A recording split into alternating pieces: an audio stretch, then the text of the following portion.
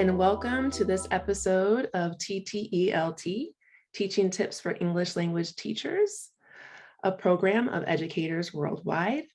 My name is Maya Moore, and I will be your host for today's episode. I am really excited to introduce to you today one of our friends of educators worldwide, Courtney Miles. Courtney currently works with students throughout countries in the Middle East and North Africa, teaching language and leadership as an English language fellow with the Embassy of Bahrain. Courtney grew up in Florida and has always wanted to live in other countries. So your career path sounds like it's like a dream come true, right? Yes, definitely. Well, Courtney, welcome back to the TTELT podcast. We're happy to have you here.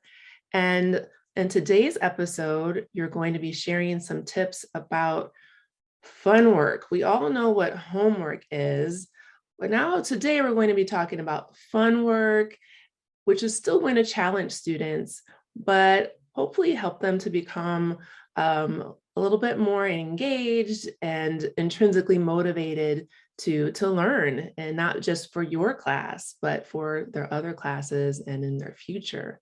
So I'm excited to hear more about your ideas and what you have to share with us today. Yeah, thank you so much, Maya. Definitely. I think this is something that has really changed the amount that I see students completing the work that they're completing outside of class. And I think by making that work fun or making it enjoyable is a great way, like you said, to increase the inner motivation, the intrinsic motivation that students have. And in reality, students are only in class, certain hours every week.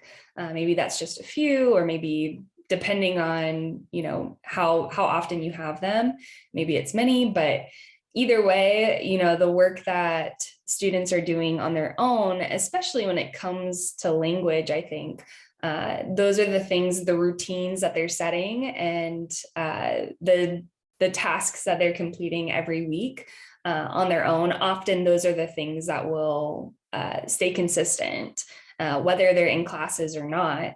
So I think by making that work fun, making it enjoyable is one way to help students actually incorporate that into their everyday routine, something they want to do, and not that they feel forced to do.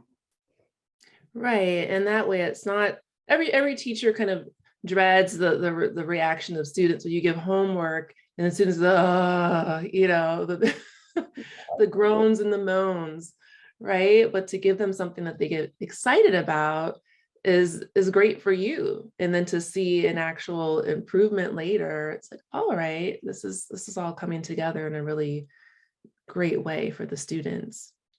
Yeah, definitely. And even like you said, I think the way that we call it and talk about it, even the word homework can have connotations associated with it for students. Sometimes I'll just call things challenges. This is your challenge for the week. Something that maybe sparks a different feeling in students instead of, I have to do my homework before my next class. It's like, okay, this is my challenge for the week. And for my classes specifically, I do always remind students, if you have time, if you want extra practice, but of course, every teacher might have, different requirements for what students are doing outside of class. And so, yeah, I think even the way I talk about that has made a big difference.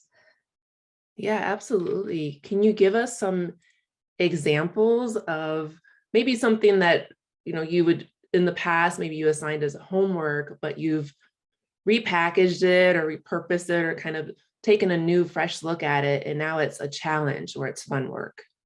Definitely. I think some things that when I was thinking through this, I think that some key points that have made a big difference are giving options, having real world application, and encouraging communication. Those have been, big when I'm giving students work to do outside of class. I think that those are things that typically I want to highlight. And so some examples of that might be, having options. So giving students journals where they can write their answers or record their voice or make a video, and giving different options for what students need and want to practice when it comes to language. Or, if they have a lot of time, some of them will do both. Or I have some students that, are recording their screen as they're talking through different topics, while some students are doing the same questions, but writing their answers. So I think giving options and then some real world applications. So sometimes I'll give things like interview a leader in your life, or, find someone that you admire or someone that you want to learn from, and like shadow them for 30 minutes. So giving them some real world application that could actually become a part of their routine, that could actually become something that they turn to when they're interested in learning from a leader or learning from somebody in their life. And then also, I think communication. So for example, I'll give assignments where we use WhatsApp a lot, depending on, where students are communicating. I'll have students respond in WhatsApp, and that has been really cool because students will respond and answer questions about their life or whatever the task is, and students start commenting on each other. And as a result, it's increasing the amount that, students are engaging in the language. They're interacting with each other, whether or not I'm there, monitoring WhatsApp. If I'm doing something else, they can still be talking and practicing. And texting with friends, that is something that, could become a part of someone's routine when they're trying to learn a language. And it's fun, it's fun to learn about your friends and share about your own life. I love that. That's something I never implemented in the classroom before, is using, that WhatsApp is kind of a tool for learning. And also it sounds like for building community as well in the classroom. Yeah. So could you tell us more about that? Like how you get started with using WhatsApp in the classroom? How do you introduce it? How do you, build the group chat? Yeah, so for every class, I have a WhatsApp group. We kind of start there. And for assignments, when I give, challenges outside of class, I usually, depending what it is, but usually I give the option to send that to the whole group. They don't have to, but they can. And through that, I just see students encouraging each other, and they get more examples of what we're doing. And they often feel then more confident to complete it themselves. So we have those groups. And then I also give students options to kind of, create their own groups. So one of the challenges that I've implemented this summer has been, joining a group with friends on WhatsApp. And for example, we have a movie group, we have a social media group, we have a fiction club, and all of that kind of happens on WhatsApp, where students are engaging in an activity that they actually enjoy, maybe watching movies, and they choose one movie every week and then talk about it in WhatsApp. And it's just been really cool. And that goes on all week. So all week I'm in these different WhatsApp groups, and I rarely have to interject. I do, when I have time or when I notice something, but a lot of times it's just students, and they're interacting, they're talking about topics that they love.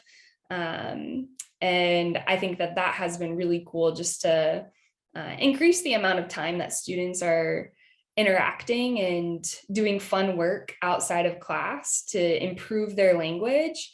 But it's not like adding all this stress onto me as a teacher, Right. That was going to be my question. Are you in all of these different WhatsApp groups monitoring and making sure that everything is okay? But it sounds like you're not, that it's really student led and student driven, which is phenomenal. Definitely. Okay, I love that idea. And as far as, giving options, do you find that the students have a little bit, I don't know, option, kind of paralysis, like, oh, I have too many choices? Or are they really like, wow, you're giving me choices and I get to decide what I want to do. And now I have some, I feel that I have agency now in my education. Yeah, I definitely have the students that are like, oh my gosh, well, I should join everything. And it's like, no, like, so I think, there's definitely been those conversations. We all have different personalities and learning styles and motivation when it comes to learning any new task. And so I notice that sometimes, but I think usually, when we started these different WhatsApp groups, students were very clear, like, I want to join this one and this one. And then I even saw some students like write in the chat, hey, like I joined 3 groups and realized I can't do that. So I'm going to remove myself from this group. So I saw that too. But I liked that they were trying it and kind of saying, okay, which one works for me?